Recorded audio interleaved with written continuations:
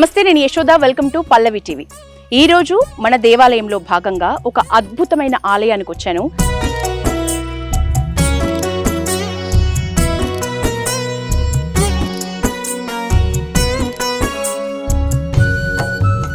ఈ ఆలయం గొప్పతనం ఏంటంటే, తెలంగాణలోనే ఉత్తర ముఖంగా చూస్తున్న శనిదేవుని ఆలయం కేవలం ఏకైక ఆలయం.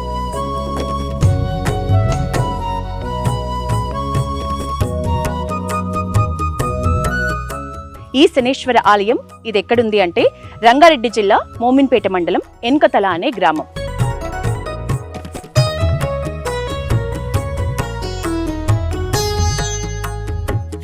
ఎన్కతల అనే గ్రామం ఒకప్పుడు చిట్టడవి. అందుకే దానికి ఆనవాలుగా ఇప్పటికీ కూడా మనం వచ్చేటప్పుడు రహదారి అంతా 2-వే రోడ్డు ఉంది, తార్ రోడ్డు మంచిగానే ఉంది. కానీ ఎప్పుడైతే మనం ఎన్కతల గ్రామంలోకి ఎంటర్ అవుతామో ఆ గ్రామంలోకి ఎంటర్ అవ్వగానే మనకి ఇది నిజానికి అడవిలాగే కనిపిస్తుంది ఊరు. సో ఇది విషయం నేను ఎందుకు చెప్తున్నా అంటే, చాలా ప్రశాంతమైన వాతావరణంలో చుట్టూ దట్టమైన చెట్లతో ఒక అడవి లాంటి ప్రదేశంలో పురాతనమైన ఒక శనేశ్వర ఆలయం, శనిదేవుడి ఆలయం. ఈ ఆలయానికి శని గ్రహ దోషాలు, ఏ గ్రహ దోషాలైనా, ముఖ్యంగా మనకు తెలుసు శనిదేవుణ్ణి గ్రహాలకు ప్రభువు అంటారు, గ్రహాలకే రాజు అంటారు.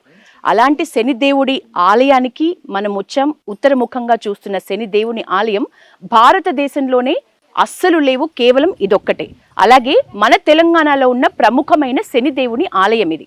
ఎనకతల గ్రామానికి ఈ ఎనకతల అనే పేరు ఎందుకు వచ్చింది, ఈ గ్రామానికి ఉన్న ప్రాశస్త్యం ఏంటి, స్వయంభూ టెంపుల్ ఎన్నేళ్ల చరిత్ర ఉంది, పూర్తి వివరాలు తెలుసుకునే ప్రయత్నం చేద్దాం రండి. మనకు ప్రధానంగా ఏ ఆలయాలకు వెళ్ళినా కూడా మనం ఎలాంటి డ్రెస్సెస్ అయినా కలర్ఫుల్గా వేసుకుని వెళ్తాం. కానీ శనిదేవుని ఆలయానికి వచ్చేటప్పుడు చాలా గ్రంథాలు కానీ పురాణాల్లో కానీ చెప్పబడింది శనిదేవునికి నలుపు రంగు అంటే చాలా ఇష్టం. అందుకని శనిదేవుడికి కూడా నల్లని వస్త్రాలే కప్పుతూ ఉంటారు. ఎప్పుడు చూసినా నల్లని వాహనమైన కాకి మీదనే ఎక్కువ సార్లు శనిదేవుని వాహనంగా కాకినే చెప్తారు. సో శనిదేవుడికి నల్లని వస్త్రాలు ఇష్టం, నల్లని నువ్వులతో చేసే అభిషేకం ఇష్టం. ఒకవేళ శనిదేవునికి సంబంధించి మనం శనిగ్రహ దోషాలు పోవాలంటే కూడా నల్ల నువ్వుల నూనెతోని కానీ అభిషేకించాలి, నల్ల నువ్వుల్ని కానీ నల్ల వస్త్రాలని కానీ దానం చేయాలి అని కూడా మనకు పురాణాలు చెప్తున్నాయి.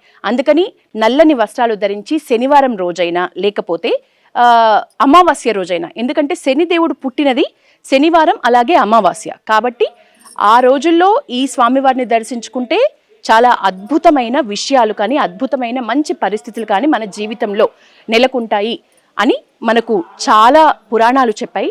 ఇప్పుడు మనం ఆలయం, ప్రధాన ఆలయం దగ్గర ఉన్నాం. లోపల పూజలు చాలా పెద్ద ఎత్తున జరుగుతున్నాయి. మనం కూడా నిజానికి శనివారం వచ్చాం. సో మనకు అయ్యగారి పూజ విధానం కూడా మనకు చూడొచ్చు ఇక్కడి నుంచే. భక్తులు శనివారం కాబట్టి నిండుగా ఉన్నారు.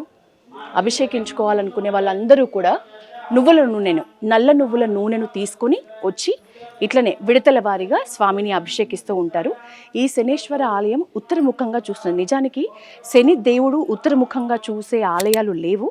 ఇది శనిదేవుడు ఉత్తరముఖంగా చూడడం ఒక గొప్ప విషయంగా చెప్తారు. సో మనం ఎనకతల గ్రామంకి వచ్చాము. ప్రధాన ఆలయంలో గుడిలో మాత్రం చాలా మంది భక్తులు ఉన్నారు, నిండిపోయి ఉన్నారు. అభిషేకం జరుగుతోంది. స్వామివారికి నూనెతోటి పూజలు నైవేద్యాలు జరుగుతున్నాయి. ఒకసారి లోపలికి వెళ్ళి అదంతా షూట్ చేసిన తర్వాత మళ్ళీ మనం టెంపుల్కి సంబంధించి ఇంకా ఇక్కడ ఎట్లాంటి ఉపాలయాలు ఉన్నాయి, ఈ ఊరి చరిత్ర, ఆలయ చరిత్ర తెలుసుకుందాం.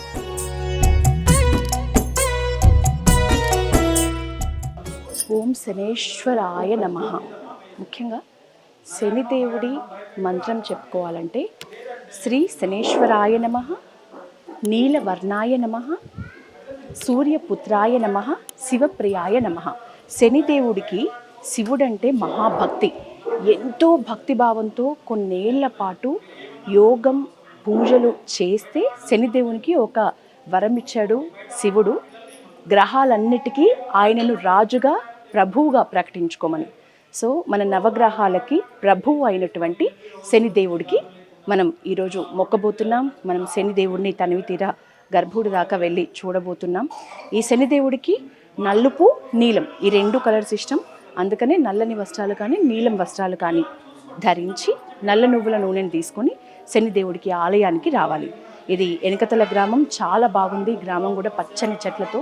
మనం మొత్తానికైతే లోపలికి వెళ్దాం. చాలా ఆహ్లాదకరమైన వాతావరణంలో టెంపుల్ ఉంది. అంతే ఆహ్లాదకరమైన వాతావరణంలో స్వామి కూడా ఉంటారు.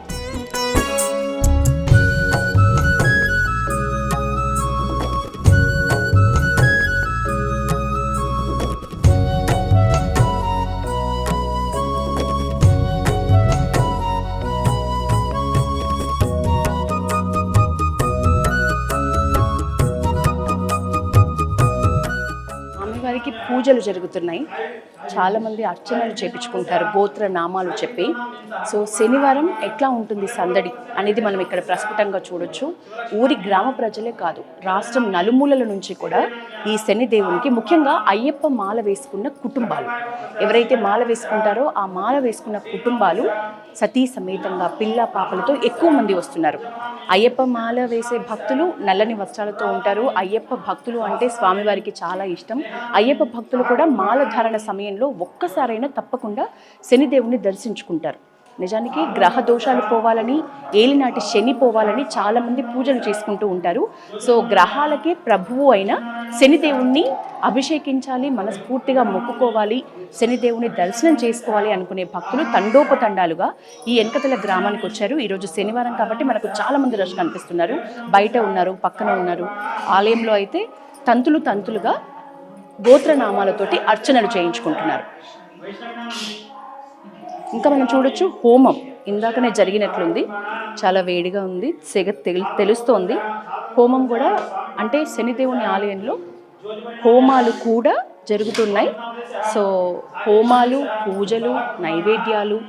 ఇక్కడ పక్కనే అయ్యప్ప మాలలకి సంబంధించి ఒక శిబిరాన్ని ఏర్పాటు చేశారు. సో అయ్యప్ప మాల వేసుకున్న భక్తులతో అయితే ఈ చుట్టుపక్కల మొత్తం ప్రాంతం అంతా ఎంతో ఆహ్లాదకరంగా భక్తి భావంతో కనిపిస్తోంది అని చెప్పొచ్చు.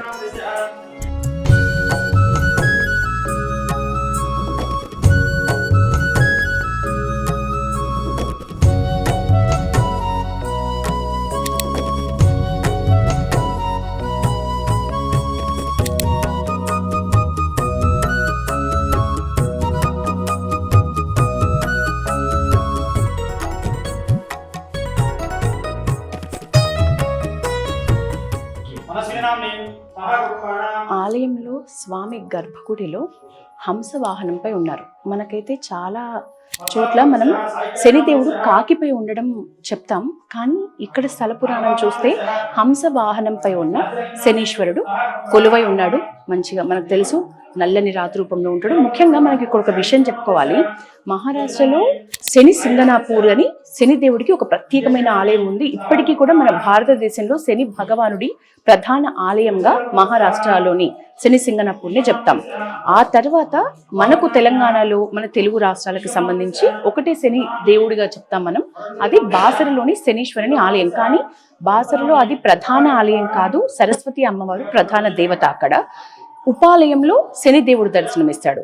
కానీ శనిదేవునికి ప్రత్యేకమైన ఒక ప్రధాన ఆలయం ఉంది అని అంటే మన తెలంగాణలో ఈ ఆలయం ఒక్కటే అని చెప్పొచ్చు. ఇక్కడ మనం ఆలయానికి శనిదేవునికి మనం భక్తులు వచ్చిన వాళ్ళు చదవటానికి శని స్తోత్రం కూడా ఉంది, చూడొచ్చు. నీలాంజన సమాభాసం రవిపుత్రం యమాగ్రజం ఛాయా మార్తాండ సంభూతం తం నమామి శనైశ్చరం.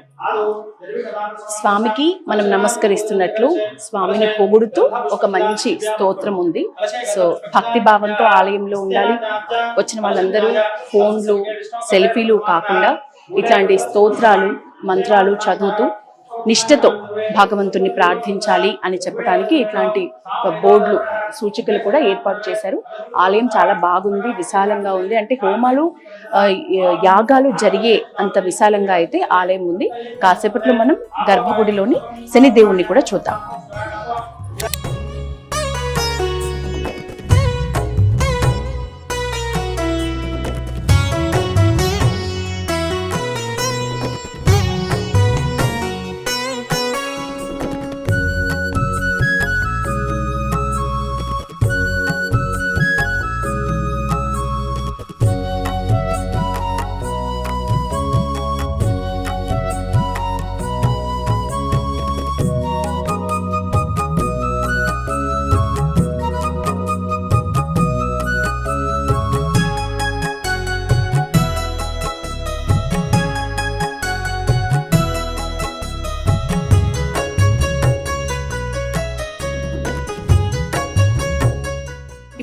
శనేశ్వర స్వామికి ప్రధాన అర్చనలు, పూజలు, నైవేద్యాలు, హారతులు జరిగాయి. అయితే ఈ ఆలయ ప్రధాన అర్చకులు రామ్మోహన్ శర్మ గారు మనతో ఉన్నారు. గురుగారు, ఈ శనేశ్వర స్వామి ఆలయం నిజానికి శని దేవుడికి మన తెలంగాణలోని చాలా అరుదుగా ఆలయాలు ఉన్నాయి. అందులో ఇది ప్రధానమైనదిగా చెప్తున్నారు. ఈ స్థల పురాణం గాని, ఈ ఆలయ హిస్టరీ గాని, అంటే ఎన్నేళ్ల క్రితం పురాతనమైన ఆలయం, స్వయంభూన, ఇట్లాంటి వివరాలు చెప్పండి. సరే, సద్గురుభ్యో నమః. శ్రీ శంకర్ భారతి మహారాజ్కి జై, శనేశ్వర స్వామికి జై. పూర్వము ఇక్కడ మునులు ఋషులు తపస్సు చేసుకున్నటువంటి స్థలం కాబట్టి ఈ స్థలంలో శనేశ్వర స్వామి వెలిశారు, ప్రతిష్ఠ చేశారు. అయితే ఈ స్వామి మా గ్రామానికి ఎనుకతల అంటే ఏనుగుతల, ఊరు పేరు ఏనుగుతల, పూర్వనామం ఏనుగుతల, వాడకంలో ఎనుకతలగా మారిపోయిందండి. అయితే మా గ్రామానికి స్వామివారు రావడానికి ప్రధాన కారణం ఏంటంటే పూర్వము అంటే 80 దశకంలో ఆ సమయంలో పోలీస్ మోహన్ రెడ్డి గారు అని చెప్పేసి టీచర్ గారు ఉండే. ఆ టీచర్ గారి భార్యకు మతి స్థిమితం లేకుండా, లేకపోతే ఆరోగ్య కారణాల వల్ల అట్లా లేకుండా కొంచెం ఆయన ఎన్నో హాస్పిటళ్ళు, దవాఖానలు, ఆసుపత్రులు చాలా తిరిగాడు అనమాట. అప్పట్లోనే లక్షల్లో ఖర్చు పెట్టుకున్నాడంట ఆమె ఆరోగ్యం బాగుపడ్డానికి. ఒక సాధు కలిశాడంట. కలిసి నాందేడ్ డిస్టిక్ కోరి తాలూకా అంతేశ్వర గ్రామంలో శంకర్ భారతి మహారాజ్ గారని ఒక సాధుమూర్తి అన్నాడు. ఆయన ఒక 160-170 సంవత్సరాల వ్యక్తి ఉన్నాడు, చాలా మహిమాన్వితుడు. ఆయన దగ్గరికి వెళ్ళండి, మీ ఇన్ని లక్షలు ఖర్చు పెట్టిన వ్యాధి ఉంది కదా, ఈ వ్యాధి ఎట్లాగూ తగ్గట్లేదు, మీకు ఆసుపత్రులు చూపెడితే వైద్యంతో నమ్ముకుంటే ఆధ్యాత్మికంగా నమ్మకండి అని చెప్పేసి ఆయన దగ్గరికి వెళ్ళమని కొంచెం సలహా ఇచ్చాడంట. అయితే ఈయనకున్న సమస్య అని ఆయనకు చెప్పిన తర్వాత సరే అని చెప్పేసి ఆయన నేను చెప్పిన విధంగా మీరు ఏదైతే నేను చేస్తారో మీకు తప్పకుండా నయమైపోతుందని చెప్పేసి ఒక 15 రోజులు ఆయన దగ్గర పెట్టేసుకొని ఆయన ఏమేమి చెప్పాడో అన్ని కార్యక్రమాలు చేసుకుంటా వెళ్ళిండ్రు అనమాట, రూపాయి ఖర్చు లేకుండా. అయితే తర్వాత ఆమెకు ఆ 15 రోజుల్లోనే తగ్గిపోయింది. ఆమెకు ఆ స్వామి మహిమ కనిపించింది. మళ్ళీ మనిషి ఎలా ఉందో అలాగే మళ్ళీ ఇంటికి వచ్చింది అనమాట. అంటే పూర్వస్థితికి చేరుకొని ఇంటికి వచ్చేసింది. ఇంటికి వచ్చిన వాళ్ళ ఇంటికి వచ్చే ముందు గురుగారు, స్వామికి ఇష్టమైన వస్తువులు కానీ విషయాలు కానీ ఏమున్నాయి? ఒకవేళ స్వామిని నిష్టగా పూజ చేసుకోవాలనుకునే వాళ్ళు ఎలాంటి వస్తువులు తీసుకురావాలి? ఓకే, అయితే స్వామికి ఇష్టమైన వస్తువులు, ఇష్టమైన రోజులు. స్వామికి ఇష్టమైన రోజులు శనివారం అండి. శనివారం రోజు త్రయోదశి కానీ, శనివారం త్రయోదశి అమావాస్య కానీ, త్రయోదశి కానీ అమావాస్య కానీ కలిసి వచ్చిన రోజు స్వామికి చాలా ప్రత్యేకమైనటువంటి రోజు. ఆ స్వామికి ఇష్టమైన రోజు. స్వామి పుట్టినరోజు కూడా అమావాస్య రోజే. అయితే ఆ స్వామికి ఇష్టమైన వస్తువులు ఏంటంటే నువ్వుల నూనె, తర్వాత నల్ల వస్త్రం, నల్ల కలర్ కానీ లేకపోతే నీలి రంగు కానీ వస్త్రాలు, నీలిరంగు పువ్వులు స్వామికి ఇష్టం, బెల్లము, అట్లాగే ఇనుము, ఉప్పు స్వామికి ఇష్టమైనవి, నెయ్యి, పత్తి, ఇట్లాంటి స్వామికి ఇష్టమైనవి. అయితే స్వామికి అభిషేకంలో, రోజువారీ అభిషేకంలో వాడుకునేవి ఏంటంటే శుద్ధ జలము, నీళ్లు, తర్వాత కొబ్బరి నీళ్లు, తర్వాత నువ్వుల నూనె, తైలం.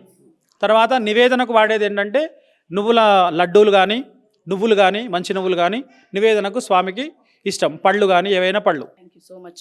అది మొత్తానికైతే లక్ష్మీ స్థానాన్ని చూడడం అనేది కేవలం డబ్బు సంపద అని కాదు, మనకు మనశ్శాంతి. గురుగారు చెప్పినట్లు మనశ్శాంతిగా శుభకరము, మంగళకరము మనకి జరుగుతుంది.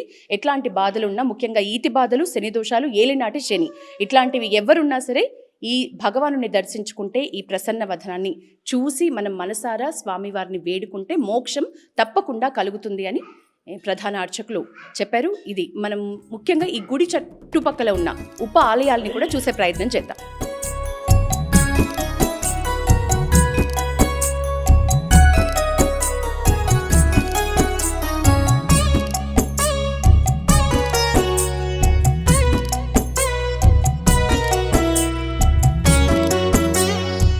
పూజ అయినంతసేపు ఏ ప్రధాన ఆలయంలో అయినా ఒక ప్రధాన చాలా అనుభవం ఉన్న పూజారి ఉంటే ఎన్నో మంచి విషయాలు మనకు తెలుస్తాయి.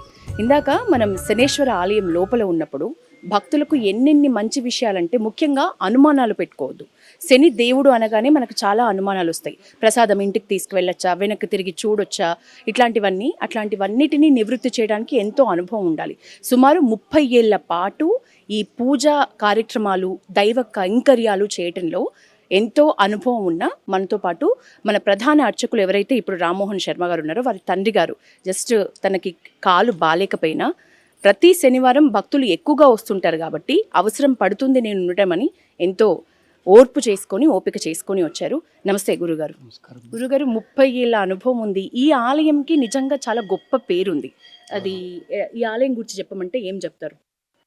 ఈ ఆలయం యొక్క విశేషత అని చెప్పనీకి ఇంత అంత అని కాదమ్మది. ఉమ్, ఇది కామధేను. ఉమ్, కామధేను కల్పవృక్షం కింద మనం కోరుకున్న కోరికలు ఏ విధంగా నెరవేరుతాయో ఉమ్, ఈ స్వామిని దర్శించుకొని సేవించినంత మాత్రం లోపల అటువంటి కోరికలు నెరవేరుతాయమ్మా.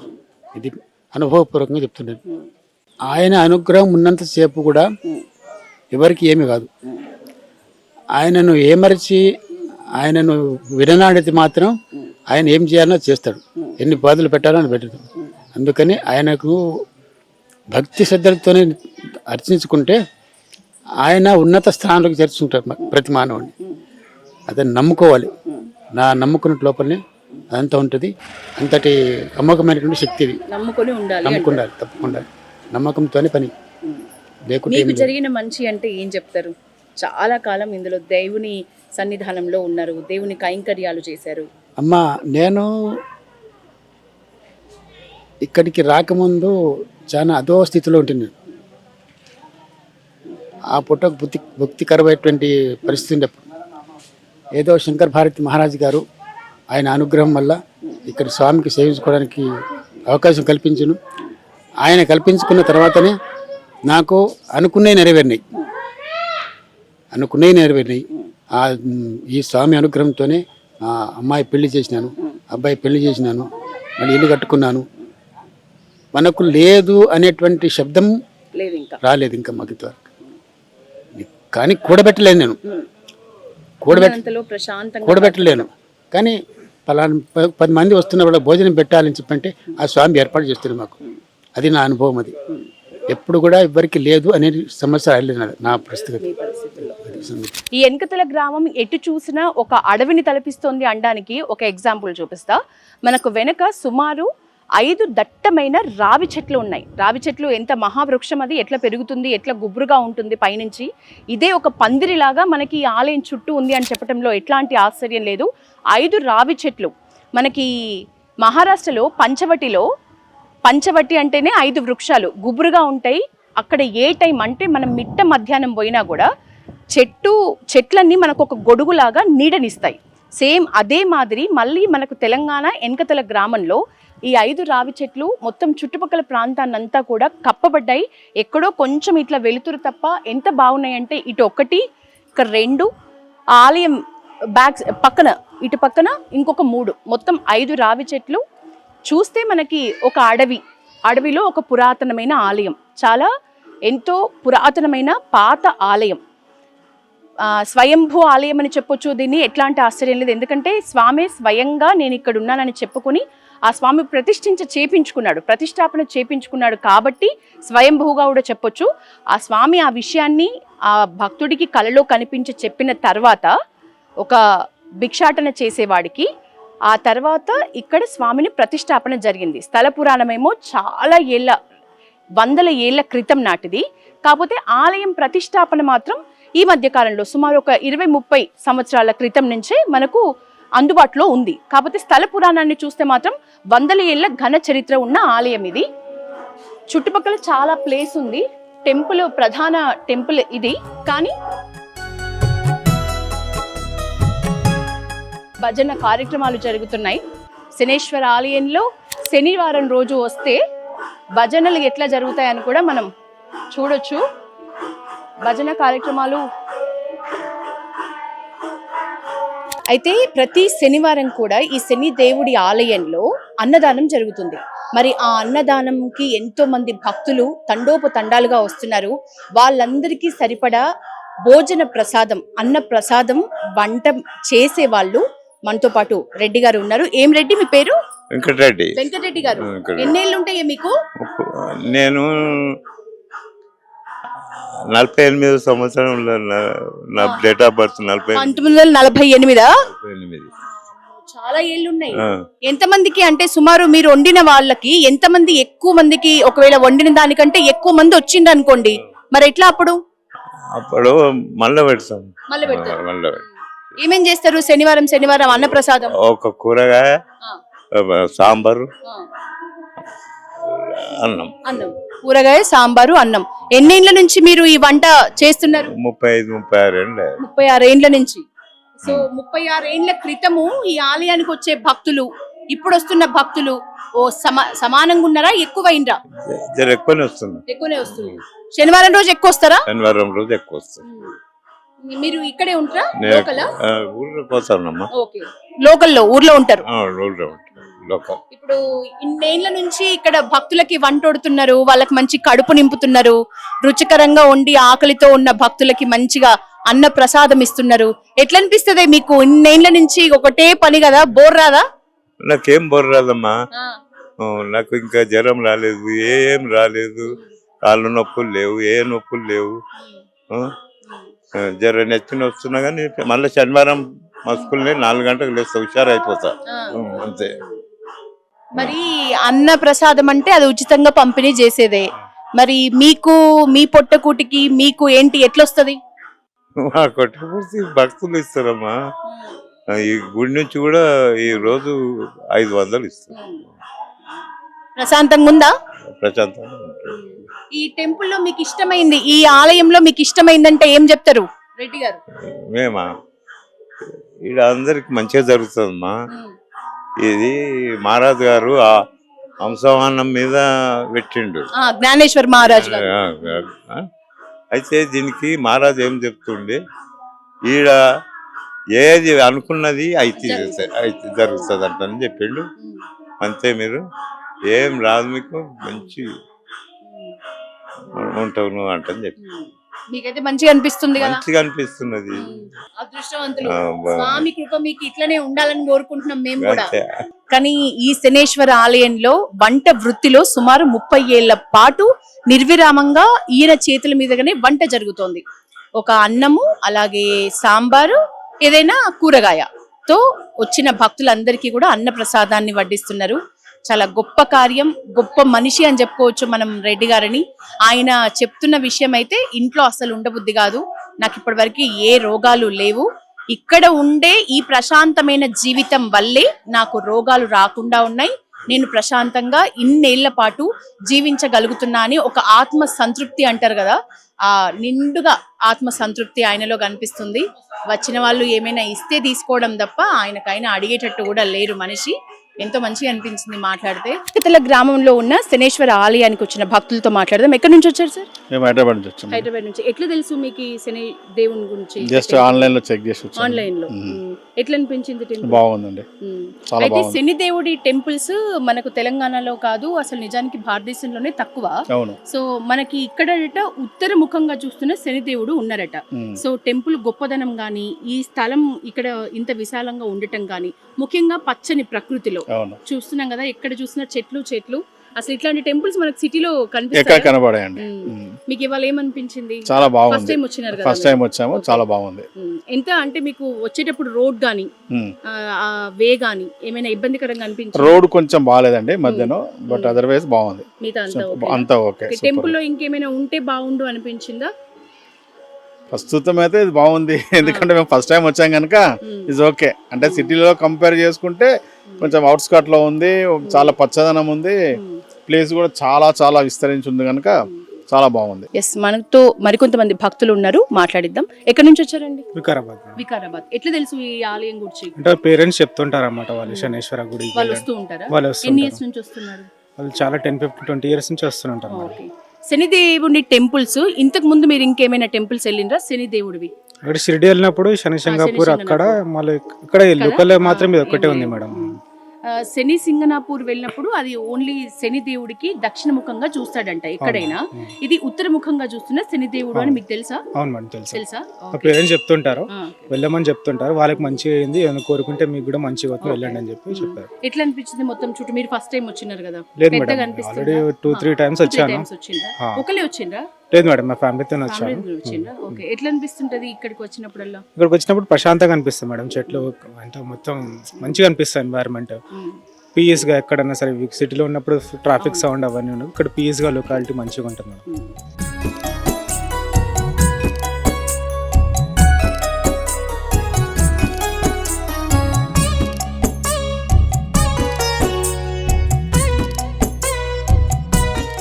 శనిదేవుడికి అంకితం చేయబడిన ఒక మంచి ఆలయం ఈ శనేశ్వర ఆలయం ఎన్కతల గ్రామంలో ఉంది. అయితే ఎన్కతల గ్రామంలోనే శనిదేవుడు నేనున్నాను, నన్ను ఒక గుడి కట్టి మొక్కుకోండి, నన్ను పూజించండి అని చెప్పడం ఎవరి వల్ల జరిగింది, ఈ నిర్మాణం ఎవరి వల్ల అయ్యిందో వాళ్ళకి, అట్లాంటి ముఖ్యులైన మహారాజులకి, స్వాములకి ఇక్కడ 3 ఉప ఆలయాలు కనిపిస్తున్నాయి. మనము ఒకటి ఇక్కడ చూడొచ్చు. లోపల ఆ స్వామికి సంబంధించి ఎవరైతే ఈ నిర్మాణం జరగడానికి, ఈ ఆలయం మనకు ఈ ఎన్కతల గ్రామంలో ఉండడానికి కారణమయ్యారో అందులో ఒక గురువు గారికి ఇక్కడ ఒక చిన్న ఉపాలయం. మరొకటి మనం ఇక్కడ పైకి వెళ్తే ఇక్కడ కనిపిస్తుంది మనకు రామ్మోహన్ శర్మ ప్రధాన అర్చకులు చెప్తూ బక్కం ప్రభు మహారాజ్ ఆయన గురించి చెప్పిండ్రు. ఈ ఆలయం మొదట ఇక్కడ కట్టాలి అని అనుకోవడానికి కారణం ఈ బక్క ప్రభు మహారాజ్. అలాగే ఎక్కడో మహారాష్ట్ర నుంచి ఎంతో బతిమిలాడితే తప్ప ఇక్కడికి వచ్చి ఆలయం నిర్మాణంలో కానీ ఇక్కడ స్వామి ఉండడానికి కానీ కారణమైన జ్ఞానేశ్వర్ మహారాజ్ గారు. ఈ జ్ఞానేశ్వర్ మహారాజ్కి కూడా ఆయన మహారాష్ట్ర నుంచి ఇక్కడికి వచ్చారు. జ్ఞానేశ్వర్ మహారాజ్ ఈయన పుణ్యమే, ఆయన మాట, ఆయన వాక్కు కారణమే మనకి ఈరోజు ఈ ఎన్కతల గ్రామంలో ఉన్న శనేశ్వర ఆలయం అందుబాటులోకి రావడం అని చెప్పొచ్చు. అలాగే పక్కన బక్క ప్రభు మహారాజ్ ఉప ఆలయం కూడా ఉంది. దేవుడికి అంటే శనిదేవునికి మొక్కుకున్న అనంతరం ఈ ఆలయానికి ప్రధాన కారకులైన వీళ్ళకి కూడా భక్తులు వచ్చి సేమ్ దైవ సమానులుగా చూసి వీళ్ళని కూడా దర్శించుకొని వెళ్ళటం జరుగుతోంది. సో మనం ఈ ఉపాలయాలని కూడా ఇక్కడ దర్శించుకొని మొక్కుకొని వెళ్ళొచ్చు. శనేశ్వర ఆలయ ప్రధాన ఆలయానికి ఎదురుగానే ఉపాలయాలు ఉన్నాయి. మొదటిది మనం ఇక్కడ చూడొచ్చు రామదాసు ఆలయం. రామదాసు స్వామికి ఇక్కడ ఒక ఆలయం ఉంది, లోపల రామదాసు విగ్రహం ఉంది. అలాగే పక్కనికి వస్తే రామదాసు ఆలయానికి పక్కనే ప్రసన్న ఆంజనేయ స్వామి ఆలయం ఉంది. ఇది మధ్యాహ్నం 12-1 గంట వరకే ఉపాలయాలన్నీ కూడా క్లోజ్ చేసిన పరిస్థితి. ప్రధాన ఆలయం కూడా గర్భగుడిని మూసివేయరు, ఎవరైనా లేటుగా వస్తే దర్శించుకోవడానికి వీలుంటుంది. కానీ పూజలు, అభిషేకాలు ఇలాంటివి చేసుకోవాలనుకునే వాళ్ళు మాత్రం మధ్యాహ్నం భోజన సమయానికంటే ముందే ఎర్లీగా వచ్చి చేసుకొని వెళ్తే బాగుంటుంది. లేకపోతే మళ్ళీ ఈవినింగే. సో మధ్యాహ్నం భోజన సమయం మాత్రం విరామం తీసుకుంటారు. మనకు అయ్యగారులు అందుబాటులో ఉండాలన్నా, పూజారులు, పూజా విధానాలు మనకు అవసరమైన మనం ఎర్లీగా రావాలి అనేది గుర్తుంచుకోవాలి. ఉపాలయాలు అయితే చుట్టూ చాలా ఉన్నాయి, ముఖ్యంగా మహారాజుల వారివి, అలాగే రామదాసు అండ్ ప్రసన్న ఆంజనేయ స్వామి ఉపాలయాలుగా మనం చెప్పొచ్చు. శనిదేవుడికి అంకితం చేయబడిన ఒక ప్రధాన ఆలయం మన తెలంగాణలోని ఎన్కతల శనేశ్వర ఆలయం. ఈ ఆలయ విశేషాలు మనం చూసాం, ఉపాలయాలు చూసాం, మహారాజులకు కేటాయించబడిన ప్రత్యేక ఆలయాలు కూడా చూసాం. ఈ ఆలయానికి రావాలంటే కూడా రాసిపెట్టి ఉండాలి. ఇంతటి ఆహ్లాదకరమైన వాతావరణంలో మనం గడపాలన్నా కూడా నిజానికి రాసిపెట్టి ఉండాలి. అంత అద్భుతమైన ఆలయం. సిటీలో మనకు ఇలాంటి ఆలయాలు కనపడవు. నిజంగా శని దోషాలు, నరదృష్టి ఉన్నవాళ్ళు, గ్రహ దోషాలు ఉన్నవాళ్ళు తప్పకుండా శనివారం రోజు చూసుకొని ఈ ఆలయానికి వచ్చి దర్శించుకోవటం అన్ని విధాల శ్రేయస్కరం. ఇది ఇవాల్టి మన దేవాలయం ఒక ఎపిసోడ్. కెమెరామెన్ కిరణ్, శ్రీకాంత్, యశోద, పల్లవి టీవీ.